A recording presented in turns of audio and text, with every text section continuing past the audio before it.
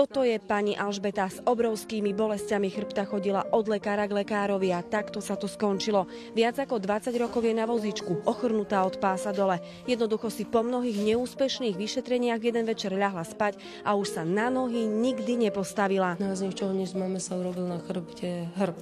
A išli sme ku obvodnej lekárke, začala jej do toho píchať obstreky. Som nevstala ráno a v plachte ma niesli dole. To bol najstrašnejší moment života.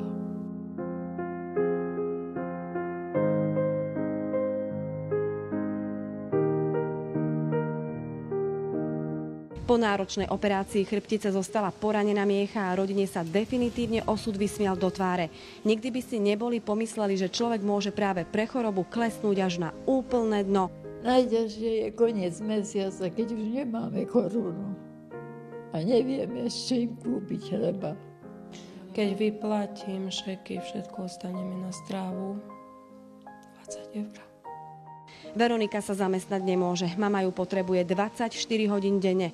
Ubolená pani ťažko znáša aj to, že ju zavrhli všetci známi a my sme boli jej prvou návštevou po dlhých rokoch. Inak pri sebe má stále svojho najvernejšieho spoločníka. Pozrite sa, kto ním je.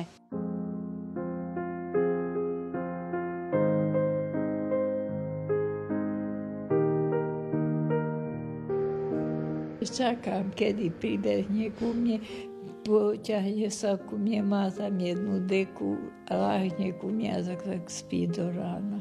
Mama, dcéra a vnuk žijú v starom dome, ktorý im padá na hlavu. Nemajú ani cent na opravu a pre obrovské dlhy, ktoré sa za tie roky trápenia nakopili, majú strach, že ich postretnú obrovské existenčné problémy. Strašný boj o prežitie.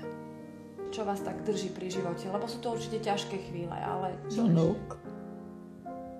Vnuk je veľmi dobrý chlapec. Hodí na vysokú a chcel by som dožiť, keď skončí vysokú školu, že bude dobrý po svojom remesle. Z Nižného Klátova, Maja Pavlíková, televízia Joj.